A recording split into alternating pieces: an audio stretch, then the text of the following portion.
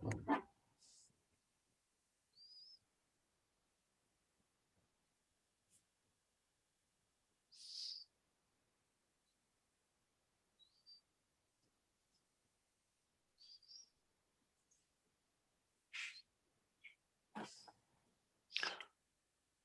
right, Colin and Dr. Costanzo, we're ready to go. Okay, good evening. I'd like to call the meeting to order at 6:05 p.m.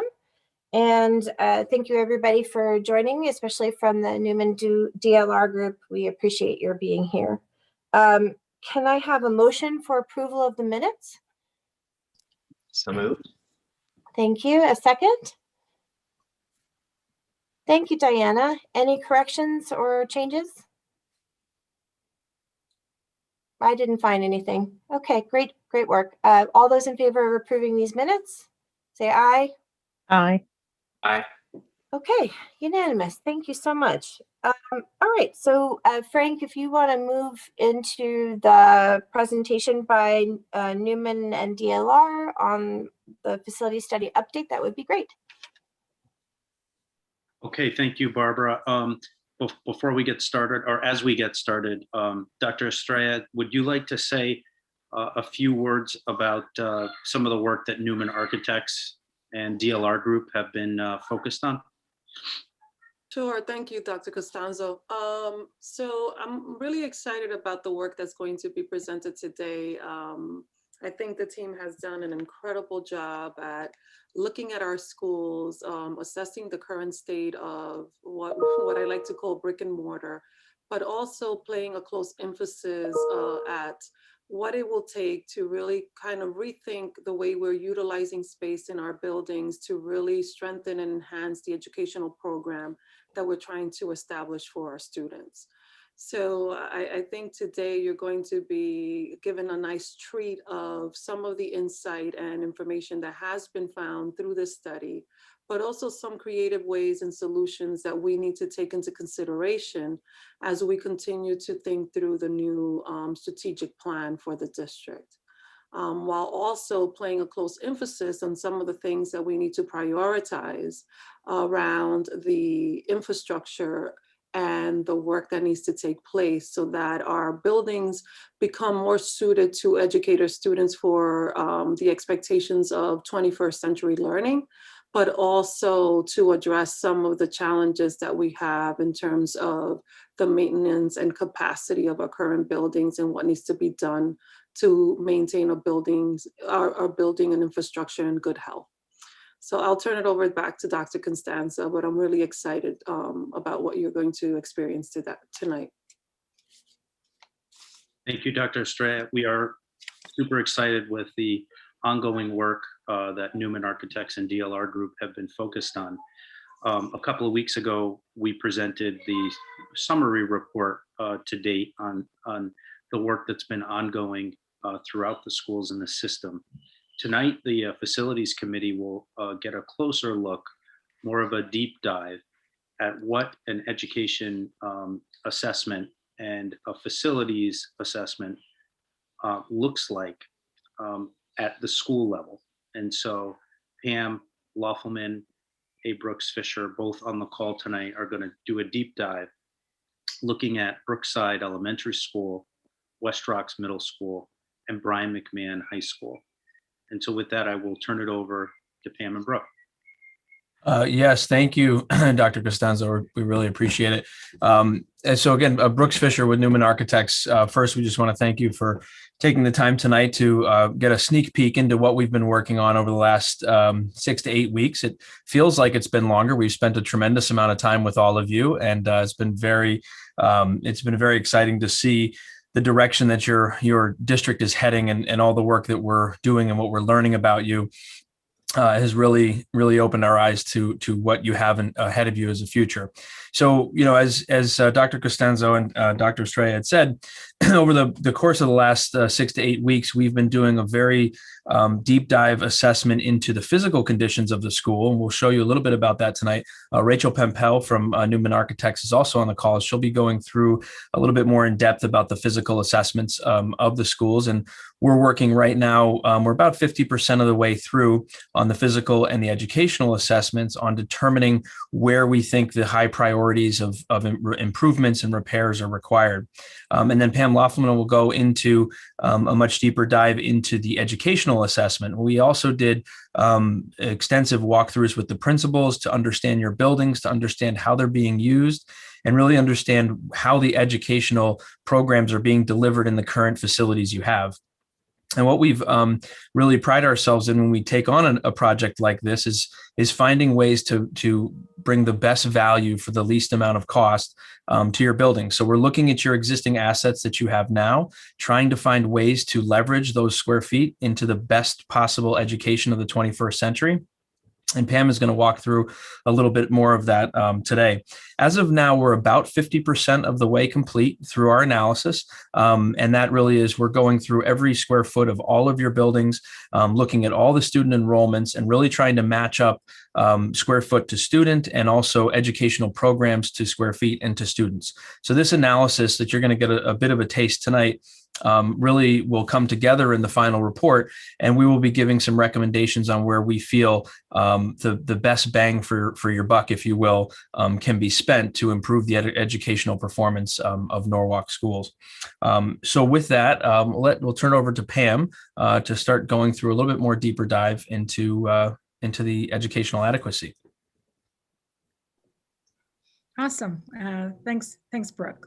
So this is really kind of the draft for the March 2nd board meeting.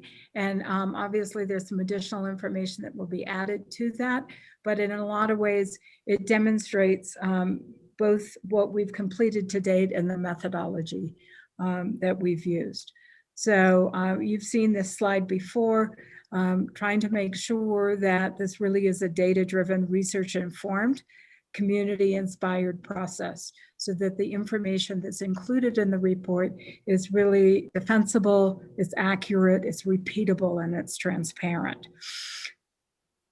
I'm going to talk just a minute more about research informed.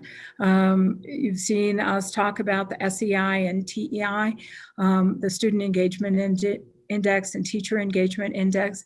This really is some primary research that DLR Group has been involved in, surveying a lot of students, a lot of teachers, to make sure that these criteria that we've identified is in fact impactful through post-occupancy evaluations of the projects.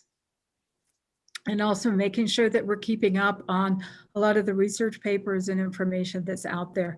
I think that's particularly important because I think the shift from pre-COVID to COVID and how it's affected teaching and learning is minor compared to the shift that's going to happen from COVID to post-COVID. I think there's a lot of things that we've said, oh, well, we're never going to do that. Everyone's proven that they can teach long distance. May not be the preferable method, but it definitely has had an impact on students and teachers and certainly parents. So how do we make sure that we're really looking at buildings so that there's flexibility, not just, if you will, from year to year, but day to day, so that really activity-based delivery of curriculum can occur, that it can be student-centered and individualized, that when students are engaged, research shows there's better learning outcomes. So I would never say that architecture makes the difference, because we all know how important teachers and educators are in the classroom, but how does the architecture actually support and enable, if you will, your North Star and educational vision? How do we make sure in terms of adequate acoustics, thermal comforts? You've heard me talk quite a bit about thermal comfort. If you are either hot or cold, it's really hard to pay attention. And then in terms of stimulation, what is that sense of space? How much color is enough color? How much stuff on the walls? really allows to visually stimulate and make teachers and students feel comfortable. So these are all criteria that were put together and really put about a 340-point document that we use to walk through all of the schools. I think the thing that is really important to remember is that moving a student from a least effective to a most effective learning environment, it has been statistically tracked to help increase learning progress up to 65%. That's a huge, huge difference. And so I think that what we're trying to do is really look at all your schools. You've got some great schools. You've got great teachers, great principals. It was really quite a pleasure to walk through all 21 of the schools that we're evaluating and looking at where they're at now, and then coming up with some preliminary findings that we're going to share with you tonight. So we've, starting in June 15th with the kickoff, as Brooke said, we've accomplished a lot in terms of launch and discover. And then we have also hosted 4 collabs or collaborative meetings. And so we've engaged probably in the neighborhood of 100, 150 principals, teachers, leadership from the district, and community stakeholders. And I'm going to quickly talk you through what those collabs were. I think you heard about the first one at the board retreat in terms of inquiry-based curriculum and that conversation of, if you will, global learning, collaborative learning, and how spaces and furniture and tools help enhance that inquiry-based curriculum. We then have had 2 culture and context where we really mapped a day in the life of both principals and teachers. We have 2 more that have been scheduled that will, we're going to separate the 2 cohorts of students from the 5th grade to the 12th grade. So really getting their view of what their day in the life is like now, and then future casting on what they think it will be like in, I think we said 30 years. A large part of that conversation was actually also focused around furniture and how ergonomics and flexible furniture allows that flexibility that we talked about in terms of allowing activity-based programming as you put together schedules. We have reached out to all the principals because a lot of the schools have had initiatives where they have purchased, if you will, 21st century furniture, and some of that is in storage because of the COVID situation. So we really want to make sure that we have an accurate accounting of really how many of the schools have appropriate furniture. A lot of the places and spaces that you've recently renovated, like libraries, have also implemented, if you will, a shift from kind of the more traditional older furniture. And then a lot of conversation about outdoor learning and the kinds of furniture that is attractive and will last for a long time and allows for both play and learning.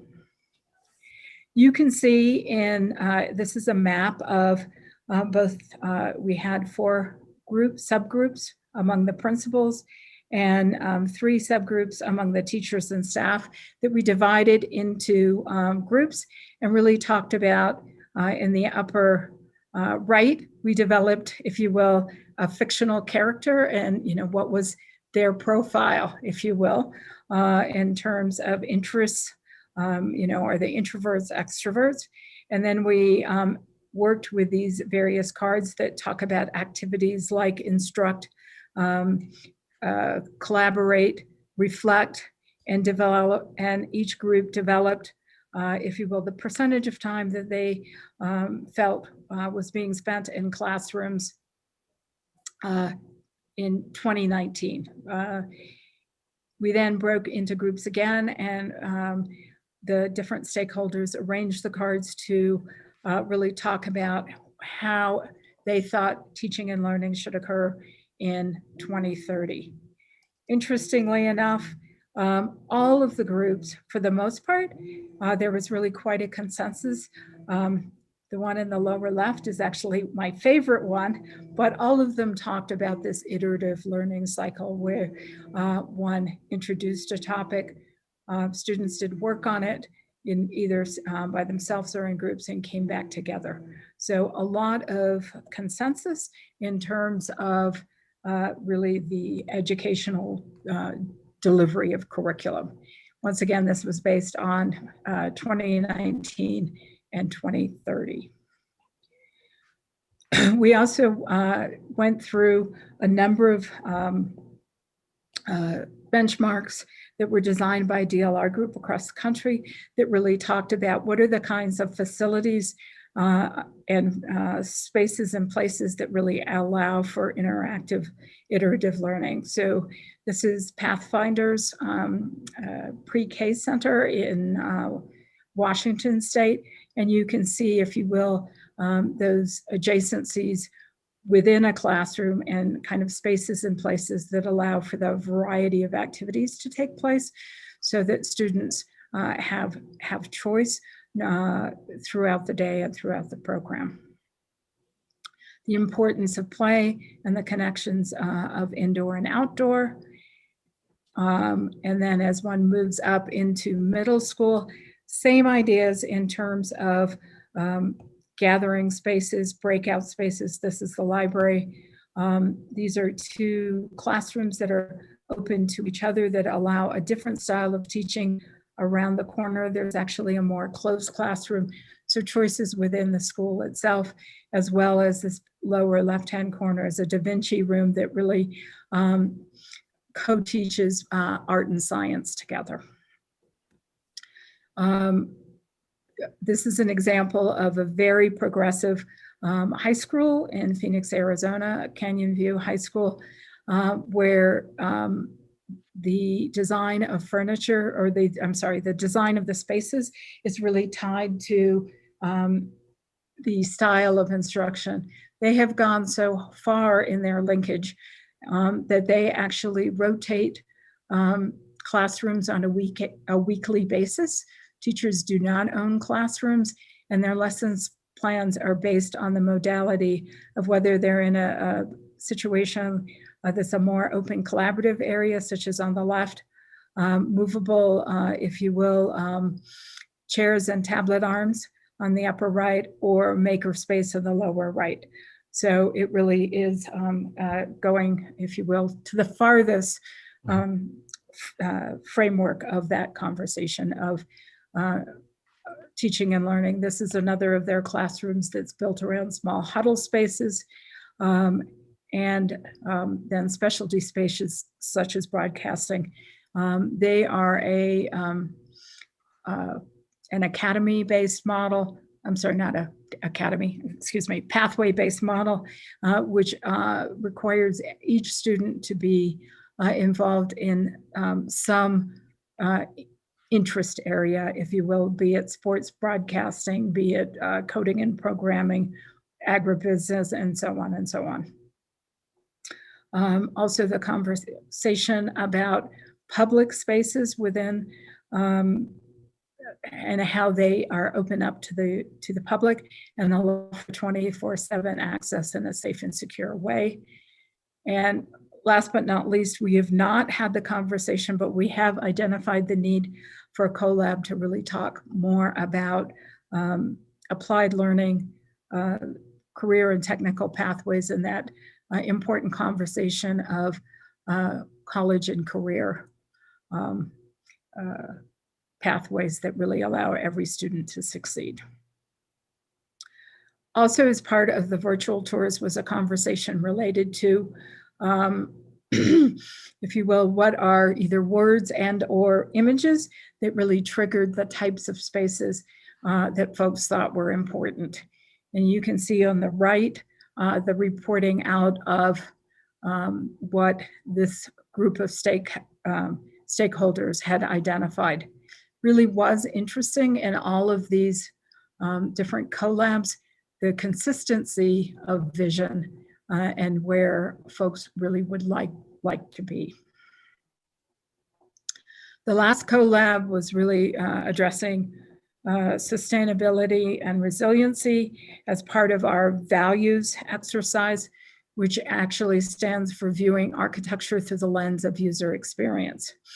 And we started with actually 45 different cards, everything from thermal and acoustical comfort to beauty and inspiration to play and so on. And you can see the 7 themes that the stakeholders group representing Norwalk put together as priorities. So certainly the idea that beauty and inspiration is important. These schools reflect civic values, and so the visible aspects of the school are important. Equity and universal accessibility, the idea of play, not just playgrounds for the younger kids, but the ability to play and interact even at a high school level. Supportive and flexible and adaptable places and furniture, access, the ability to have places and spaces that introverts and extroverts can go to, so there's that ability for emotional resilience, and then certainly the conversation about indoor air quality. May I ask what access is a placeholder for? So access is everything from ADA to ease of community access to how you approach the school, if you will, and then also in some ways tied to equity, access to a variety of programs and curriculum. So it's kind of is maybe should have been flipped with beauty and inspiration and that be closer to equity and universal accessibility. I'm going to pause a second because this is all the kind of information and talking to people as well as walking the 21 schools that is been gathered together and summarized in, if you will, the 50% draft that was turned over last week. Although I have to, the sustainable and resilience section, there are some placeholders for that because that report was turned over to you all the day after this collab occurred. Any questions so far? I'll pause for a second. That was a lot of stuff, right? All right. Hearing none, I'm going to keep going. Sorry, Pam, I was on mute. The mute Okay. effect. I was wondering if this at some point, it doesn't have to be now, you can talk a little bit more about, you talked about the concept of pathways, and it's something that we in Norwalk have really kind of leaned into in recent years in terms of giving students different kinds of choices, different kinds of school models to choose from. And I wonder if that's come up in your work as to how we can address and reflect that in the way that schools are physically designed. Sure. And I mean, you already have some great programs between your global center and your PTech program. We are seeing more and more that not just some students, but really almost all students benefit from having a kind of a applied learning component that is part of their curriculum. And so, as I said, whether you call it CTE or whether you call it a pathway, all kids really benefit. And so what I've seen is 2 things, is a shift in philosophy that those courses are part of the core curriculum. That does 2 things when we start to look at some of the capacity diagrams, because those are no longer considered electives. So they are considered teaching stations, and they are considered part of the capacity generating spaces, because you're going to have, if those spaces are going to be predominantly booked throughout the day. So that's kind of one response. The other thing that we're starting to see more and more is where English and math and science are really incorporated within the coursework, so that those pathway courses aren't just electives, if you will. And so that's a pretty big shift. So if you're writing, say, a complex, if you will, paper on coding and programming, isn't there aspects related to English and being able to convey that, and so on and so on. So always starting with the educational vision, how it gets incorporated, and then the spaces to support it. Did that partially answer your question? Yes, actually, I think it does. Thank you. Okay, awesome. Pam, I was just going to add, it also goes back to flexibility and adaptability, that all of your classroom spaces start to be able to support all of those kinds of learning. So the other thing I'm seeing I can add is, let's say that you have a pathway that's in performing arts. So not everyone maybe is going to be on stage at Carnegie Hall, but maybe their passion is the arts. And so there's lots of different ways you can be involved in that profession, be it, from an entrepreneurial standpoint, a booking agent, reporting on the arts, being involved in graphic arts, et cetera, et cetera. And so within these broader categories, the idea that you're really tapping into students' passions that will allow them to develop a lifelong career that they are really excited about. Awesome. I think I need to speed up.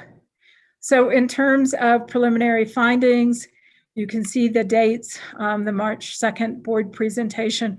We are trying to get through all of the capacity diagrams for the elementary schools in particular. So let me start with a conversation about capacity.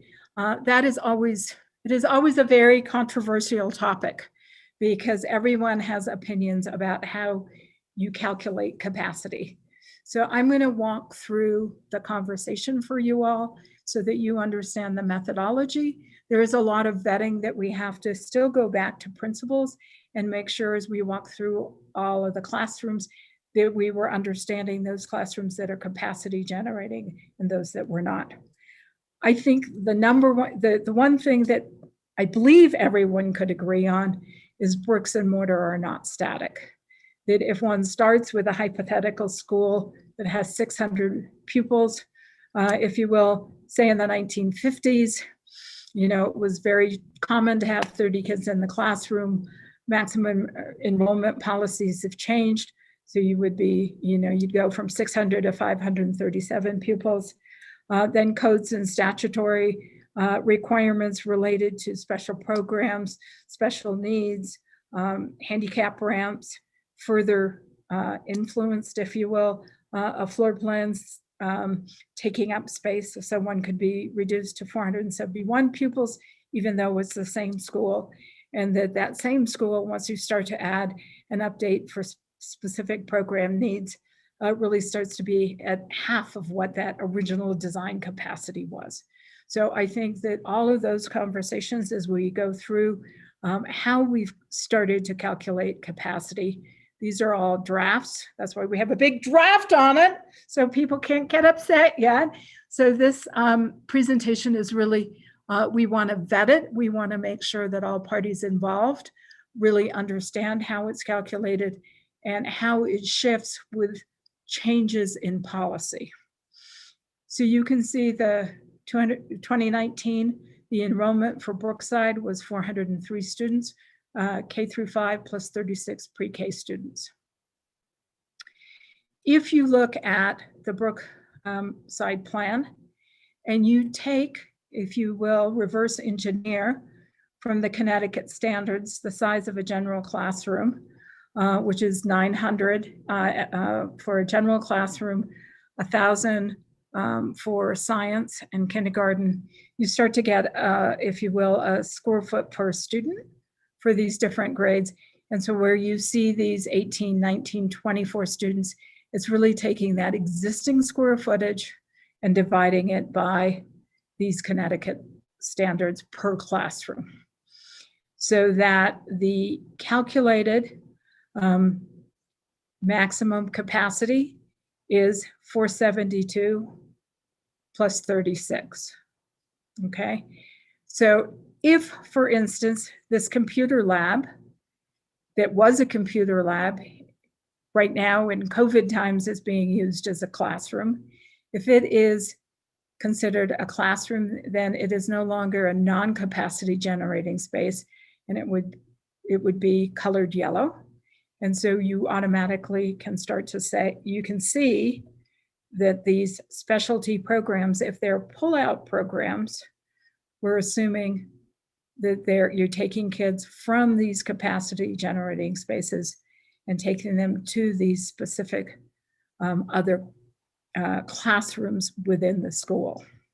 Can I ask a question?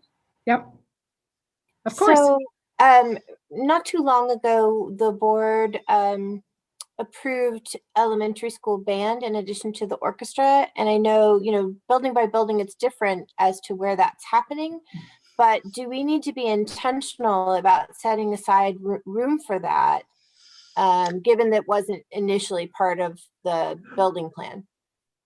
So when we go back to the principles, we will be vetting that, and then any policy changes that you see as coming up,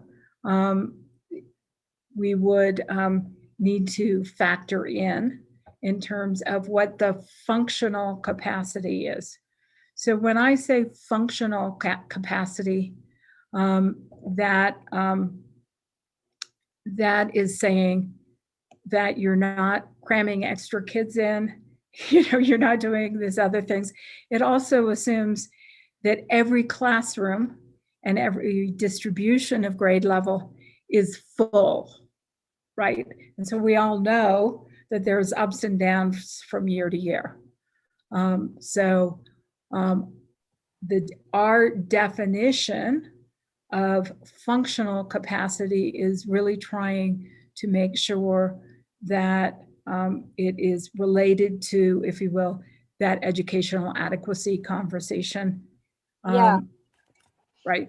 It's interesting. I've been sort of delving into the history of our school utilization reports, especially from the 80s and 90s and up, trying to figure out why we are where we are. And one of the things that happened was we closed a bunch of elementary schools in the 80s when attendance went down. And then when enrollment started to come up again, we started reclaiming space that were for special purposes as classroom space. And my concern is that we've kind of maxed out on what we are able to reclaim from other purposes like specials and special education and ELL and so forth. And that is part of the capacity conversation too, that the city, when they look at our buildings, don't understand because they don't know what we're using the space for. Yeah, so absolutely the requirements related to SPED, related to ELL have a huge impact. There are districts that we have worked in where there are so many ELL students that they actually almost have pathways for ELL. So all of a sudden that then becomes capacity generating, right? So like I said, bricks and mortar aren't static. And so what we hope to do by creating these capacity diagrams is, at least, as I said, get down on paper what the assumptions are. And then people can vet them. And if they want to talk about how policy is affecting this, at least it's captured in one document with a diagram that says, here's a capacity generating place. Here's how this was calculated. And interestingly, the history of our district is that we did have 2 or 3 schools that were where we had our bilingual programs and where we sent students. And now we mostly try and accommodate them within their neighborhood school. So it is an interesting thing that you bring up, and I leave that to Diane's multilingual learning committee to really delve into what the best thing for our children are to do. But it's interesting that that was our history, that we used to do it that way. Right. I can tell you that I have found there's different conversations around capacity, whether it's an elementary, a middle, or a high school. So let me keep going. And we took West Rocks as an example and did the capacity diagrams, as well as the educational adequacy and the physical assessment for these 3 schools that will be reported out on March 2nd. So you can see here that the reported capacity or maximum capacity of, if you have a classroom and you calculate it at the maximum allowed by the state, you come up with a number, 1,008. If you start to look at that same number of teaching stations, but you really say, well, as per Connecticut standards, it's 36 square foot per student in a classroom based on that 900 square foot recommended number, you're now at 811, if you will. There's also, I think part of this discrepancy is also, we have not vetted this, if I go to the next one, with the principal to make sure that we've assigned, if you will, all the non-generating spaces correctly. Because I think are we around 720 in that building? Frank? 726 was the 2019 Oh, okay, great, enrollment. yeah, which has been, that's actually pretty high, and it has been a challenge in terms of, I know we had to invest in lockers for the teachers so they could share classrooms. So I'm actually not sure how we would operate with 811 in reality, especially if we're trying to move away. If we're trying to move away from portables, I'm not quite sure that number is, yeah. Right, and that actually that includes the assumption that the 2 portables are capacity generating right now. So, makes sense? When you start to look at the high school center, same conversation, if you will, of teaching stations times the size of the classrooms times students. However, we've also included a 72% efficiency factor, because in high schools, if you have owned classrooms, you tend to have a planning period and a lunch period. So when you think about it, almost more than 25% of the time, these classrooms are empty. So one of the things that we're seeing happen, and even though teachers do not like the idea of giving up their own classrooms, the fact of the matter is, if they have appropriate planning rooms and spaces and places, it actually helps them get away from the tension of being in the classroom, shift their focus, and if you will, come back refreshed, if you will, for their next class. So that's another huge policy thing of how often or the classroom is actually occupied.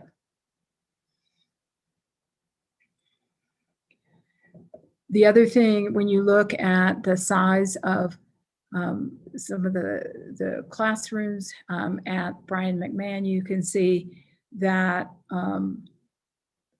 they're really pretty close to being right-sized, but they're still fairly cellular in nature in terms of a double-loaded quarter.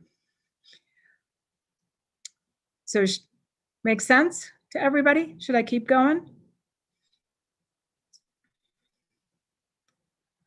So then when we start to really look at that educational equity aspect, and when we walked through the schools, we felt that there were about 7 items that were kind of common themes from the visioning that needed to be looked at in terms of improving the educational adequacy of the building. So certainly some of the schools have secure vestibules. I know you've been investing in all of that, but really making sure that they allow for kind of that check-in before they get buzzed in was identified as an item. We also, some of the schools, so this, like I said, have been recently painted, but certainly a lot of them need upgrades to paint acoustical tile and floor surfaces. They're feeling a little tired. A lot of the schools have Venetian blinds that are typically closed.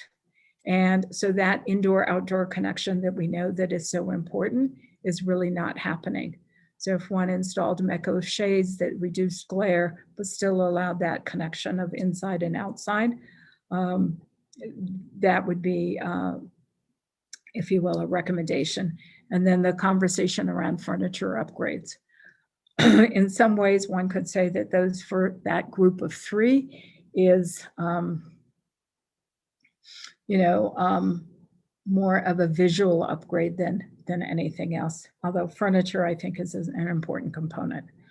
We also looked at, and in the diagrams you'll see, especially with some of the schools with smaller classroom areas, how could you turn over some of the areas to collaborative breakout spaces that then give square footage back to the student, get, if you will, the class sizes a little bit larger, because obviously if you're saying, you only have 17 in a class, there are implications in terms of number of teachers and class sizes, increasing transparency and the possibility for interdisciplinary connections.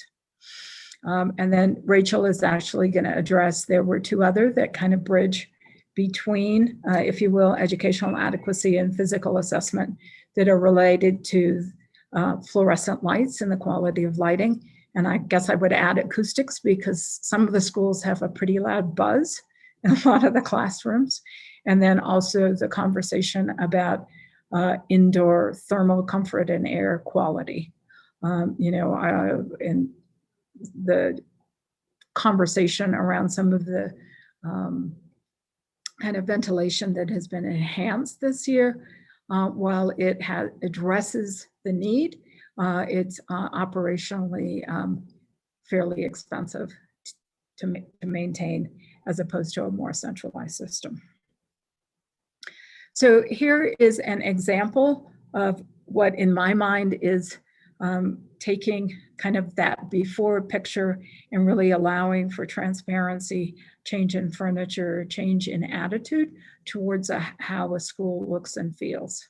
So this is just one example of a school that we worked on to, if you will, transform traditional kind of 1950s teaching and learning spaces. So quickly getting through these diagrams, we thought we'd show you two diagrams of how one could address, if you will, the number of students in classroom. This one shows really taking 3 classrooms and turning them into 2 and right-sizing those classrooms. That is an expensive way to approach it, in our opinion. And you end up with right-sized classrooms, but you don't necessarily really change the look or feel of the school. So what our recommendation starts to look at is if you take over a couple of those classrooms and create collaboration spaces, breakout spaces that are visible from adjoining classrooms so that you have eyes and ears on those. When you look at, if you will, the second alternative, you can see that the overall enrollment is around 444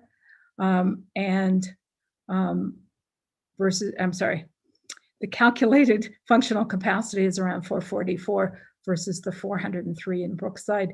You start to have these breakout spaces that allow for collaboration, that when you then layer on top of that, the idea of, okay, here is that public space. You do have a secure vestibule at Brookside. How, could you also have perhaps a collaborative area right within this public space, we are showing adding an additional door so that there's that zonability of the public spaces. And then outdoor learning areas that are outside of the collaboration spaces so that you really have that inside-outside connection. And when you think about the overall calculated space, if this computer lab that is currently being used as a classroom, if you add that back in, you're very close to, if you will, that calculated capacity of the 466. Make sense?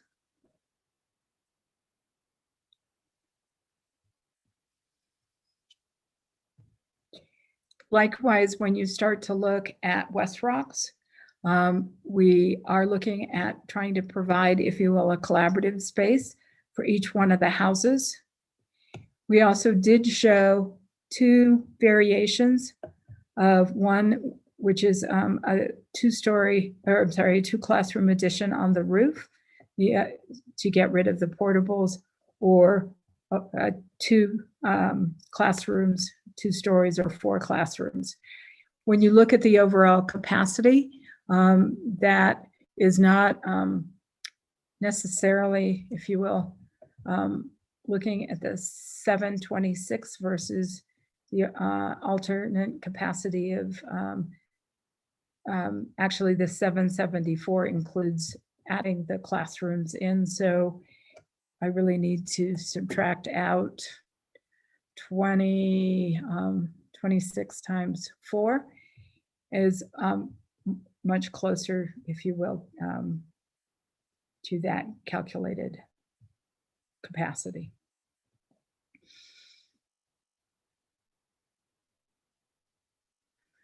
And then looking at Brian McMahon, we basically identified 8 locations that one could provide collaborative breakout areas that then could support, if you will, these classrooms. If in fact CTE becomes more aligned with academic pathways, some of these classrooms actually may also count for that capacity. And then, as I said before, if in fact there are not owned classrooms for kind of core curriculum, that capacity can be increased by increasing the use of the classroom throughout the day. So once again, it's about how do you define the methodology? How do you calculate it? And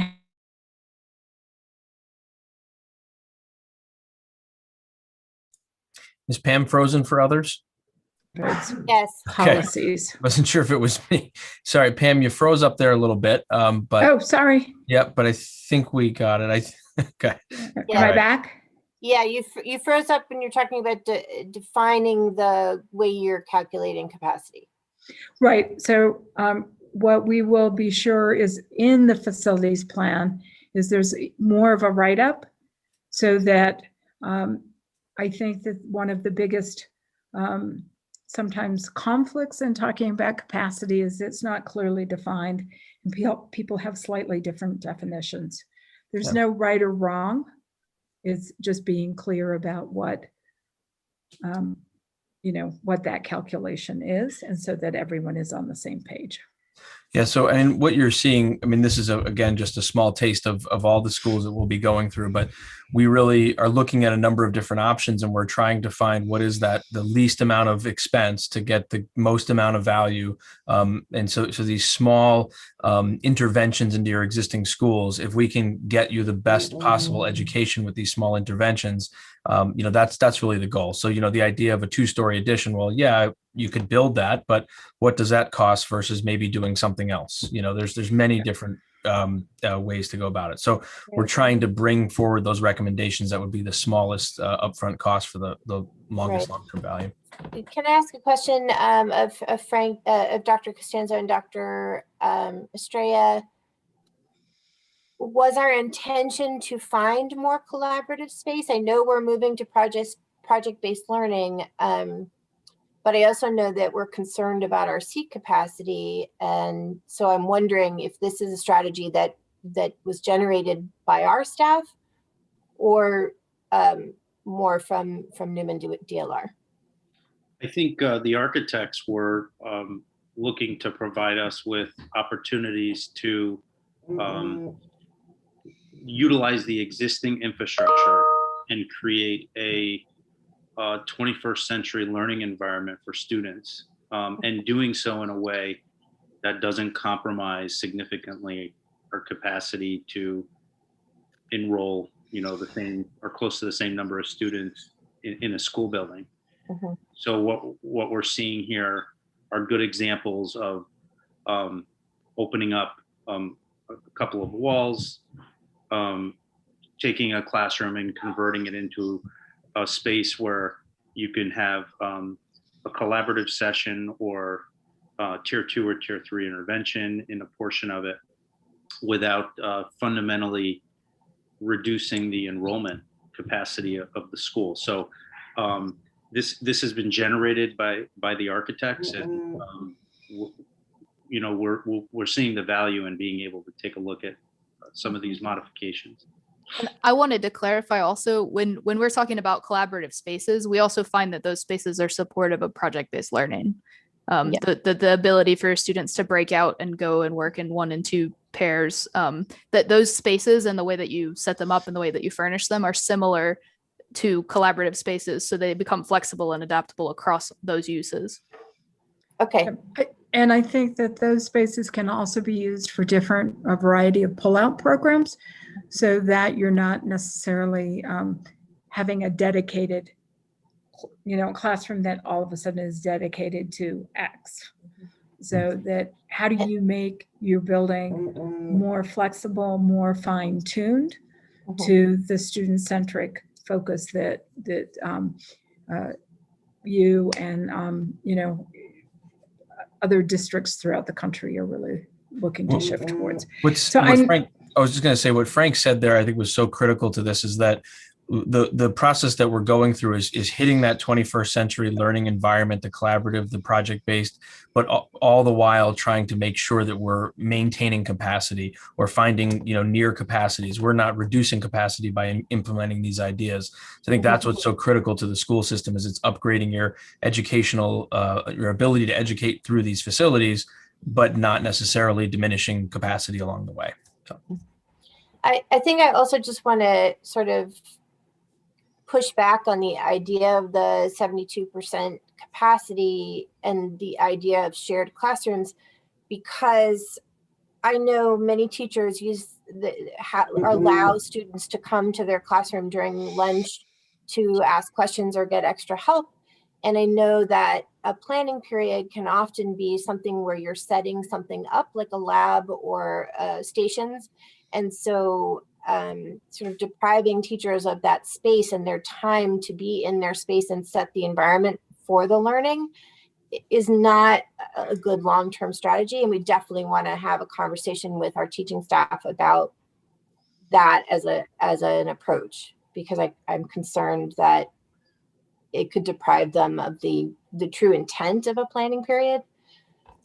Sure. And there are a lot of our clients that do use, their own classrooms. And so, like I said, our job is to make sure that we're making the best fit of the school to your policies, as opposed to limiting your policies by saying, you have to do this. So as a first blush, there are a lot of conversations that will come out of this facility plan, which is why we kind of set a framework for decision making, right?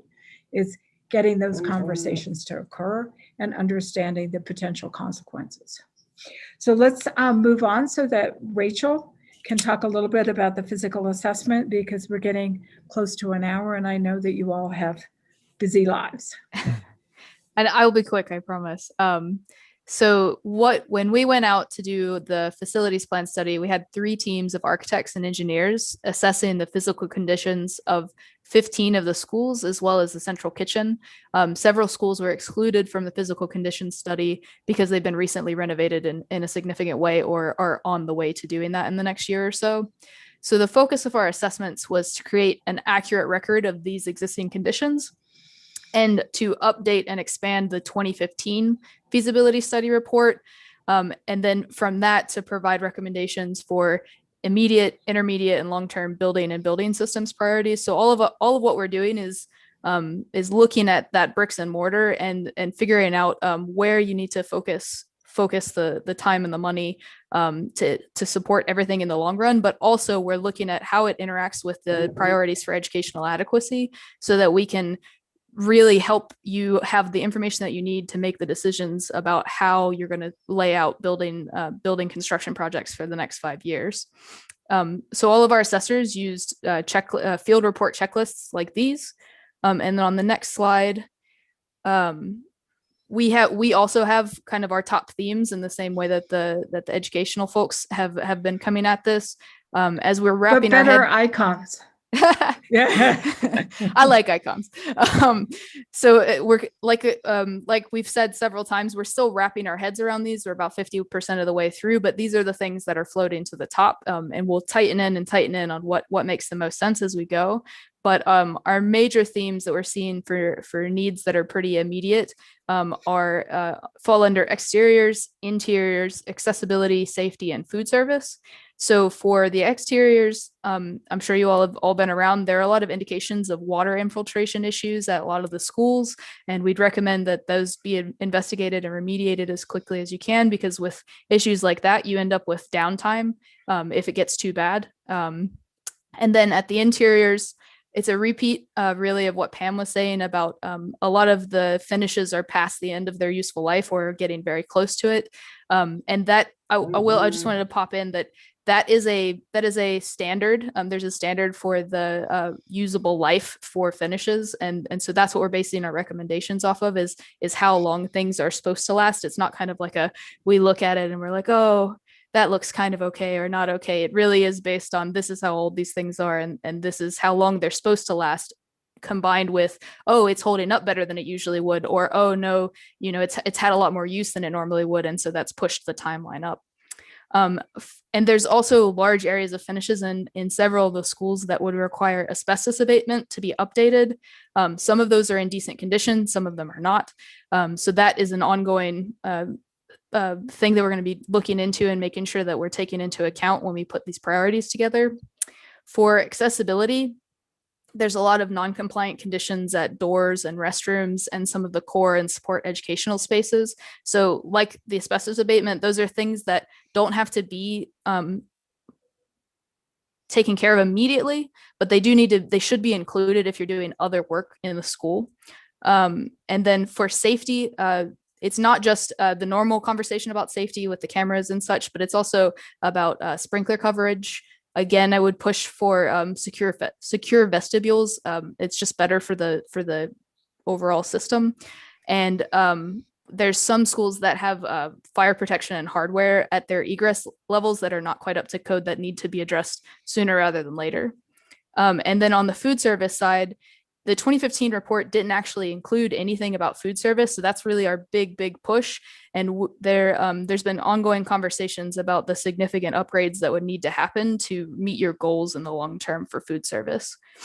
And then on the next slide, we have an overarching look, especially for long-term solutions at energy efficiency as you're doing other projects for the school, making sure that what you're replacing is more energy efficient, is easier to maintain, reduces waste. So again, the secure vestibules help with that at the exteriors, the lighting upgrades. A lot of the buildings also have older boilers that are oil fired. So we're looking at whether or not those can go to natural gas. And on the food service side, again, upgrading those things automatically leads to reduced energy usage, but also you can look at ways to reduce waste. And on the next slide, I just wanted to give you all a quick taste of how we're doing the front end report for the facilities conditions assessments that are going to back up the educational adequacy assessments. So each of the schools we looked at and we went through and we gave them a condition grade, A, B, C, D, or F, again, based on whether it's functional and where it is on its path of useful life. And then a priority 1, 2, 3, 4, and 5 for how quickly those things need to be addressed versus how far out it might make sense to be addressing them. And those two work together and are we've made several passes already on making sure that we're having a consistent way that we're looking at all the schools, and we'll continue to do that as we get through the second half of the schools. Can Was I there a ask question about that? Yeah. Are you also cross-referencing what we had identified as priority 1 through 4 in the last study so that we can reinforce that something was in the queue already? 100%. Yes. I was going to mention that as I went into these examples, what we found so far is that the 2015 report, most of the things listed there are still an issue. And so they're 5 years deferred and they are very pressing. And we're making sure explicitly to call those items out as coming from the previous report, as well as significant, making sure that we're updating them, not just for 5 years, because sometimes if you wait 5 years with an issue, it actually becomes even more pressing. So 100% that is completely taken into account. And that leads us to the last slide before we take more and more questions. Sorry. No, that's perfect. That was, I need to go over the slide. Sorry. Perfect. So what we've done for each school is we're pulling out the overall condition grading. And then once we do all of the schools, we'll give them a priority from 1 to 15 based on all of these factors that we're taking into account from all of these 3 perspectives. And we're also pulling forward the priority 1, 2, and 3 items so that it's clear and it's right there in your face and you don't have to dig through the Excel sheet and go through it. So even though Brooks was saying that we're, more than half the way through, you can see it's that last 20%, right? It's Pareto's law that is going to have the 80% impact at the end, because as you start to put together the educational adequacy and the conditions assessments and aggregate them and then kind of look at them as a totality and impact within the district, that's really when it's, one's going to have to fine tune the lens to make sure that it appropriately reflects both aspirations and funding levels. Yeah. And I'd add to that, the way that Newman Architects as well as DLR Group always approaches this is that these aren't meant to be static documents. They're meant to be dynamic. They're meant to be helping you make decisions and push things around based on emerging situations, as well as, go ahead. In your recommendations, will you also, is there any work included in the estimate as to how much of it would be reimbursable and so forth? So we do have an ongoing conversation about what falls within that reimbursable limit. And I think Pam had mentioned it much earlier, but definitely as we put together the final report, we will be tying it to funding streams. Excellent. Right. Thank you. Right, because Barbara, there could be grants that are available. A lot of schools use PPAs where they replace fluorescent lights, and the life cycle costs of the savings in energy is where the private installer makes back their money. So we will definitely try and identify various funding sources, as opposed to saying, okay, this comes, it's just about order. Mm-hmm. Great, thank you so much. There we are. Apologies if the questions slowed us down. Are there any other questions from the committee? I know Colin had to go to another meeting. Diana, do you have anything, or Sherelle?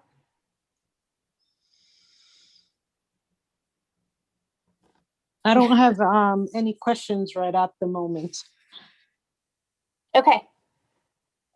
All right. Well, thank you so much, Pam and Rachel and Brooks, for being here tonight to give us a taste of what we can look forward to in a few weeks. And next week. Next week, gosh. Time is flying this year. March Don't- 2nd. Budget season. I lose all sense of time.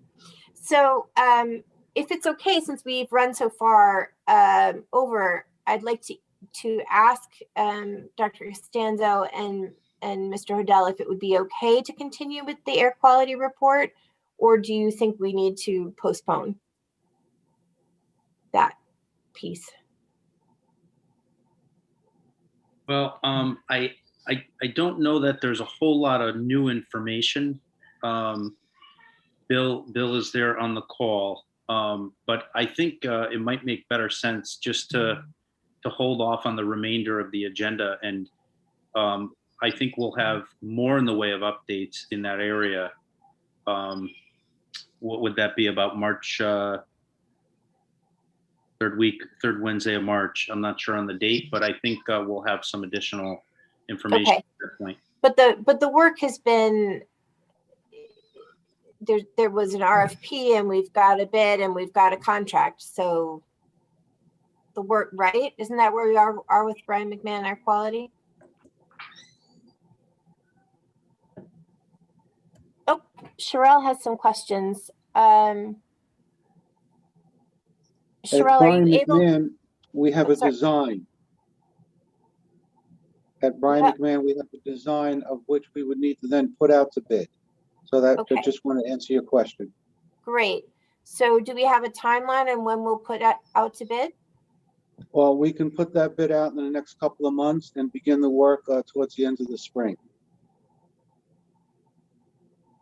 Okay. Okay, great. So I think then if it hasn't even gone out to bid, then we can have more discussion at the March meeting. That's fine. Sherelle had some questions about removing walls. She said she'd like to know more about what it entails. So I think that is probably for Frank and Pam, but Sherelle, they're saying that you should be able to unmute. Are you able to do so? Roland, can you see if she needs to be upgraded to a participant or something? It's more on her end. There's nothing stopping her from being able to talk as far as Zoom is concerned. It's On your something side, her- okay. Hang on. Sherelle, are you able to text or put in the chat a little bit more about what you want to know? All right, well, we'll have to follow up by email. And I think we all have some questions about how we want to use collaborative breakout space and what the impact would be on seat capacity, because I know the city is motivated to understand how many seats we need. For sure. And like I said, we can certainly schedule as we get all of these diagrams together, a time to really talk through all of them and understand, as Brooke said, where is the biggest return on investment, and kind of that 21st century look. There's no right or wrong answer. It's kind of the composite of how you do it all together and support, if you will, your educational vision. Okay. All right. Well, we have run over time, and I apologize for that. We apologize as well if we were part of the reason for that. We get so excited about this stuff. So We do too, and we're kind of chomping at the bit to know what you've learned, especially regards to capacity and how the program impacts capacity, and also what are our need to haves versus our want to haves in the short term. We have a bonding capacity issue like many other municipalities, and we need to be cognizant of that. And I know that our stakeholders, while they have aspirations, they also really want functionality as a baseline, and that's where we need to focus Sure. our first work. Sherelle said,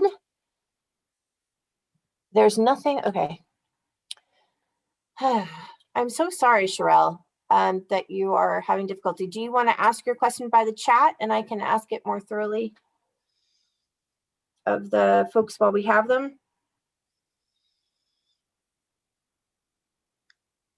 I know everybody probably wants to get going, but I also want to make sure that Sherelle is heard and her questions are answered. Perhaps it's just something that, okay, got it. All right. Well, thank you so much for your time. And Mr. Hodel, I apologize that you sat through the whole meeting and there wasn't a lot of time to discuss the air quality, which I think is a very important issue, especially during this pandemic. So we'll have to table that item and address it in March. And we can also kind of flesh out the conversation to see what the opportunities are to improve upon where we are now, utilizing potential, COVID funding or what have you that might be helpful to us to improve our air quality. So thank you, everyone. Do I have a motion to adjourn? Aye. Diana, and I think Colin's gone, so I'll have to second because Sherelle can't Nope. respond. She just seconded. Okay, great. Thank you, Sherelle. Thank you. Sorry about the technical difficulties tonight, and hopefully we'll get that cleared up by the next meeting. So all those in favor of adjourning, everybody, I think, and thank you everybody for your time and your efforts, and onward we go. There we go. Thank Awesome. you. Have a great Thank evening. you, everybody.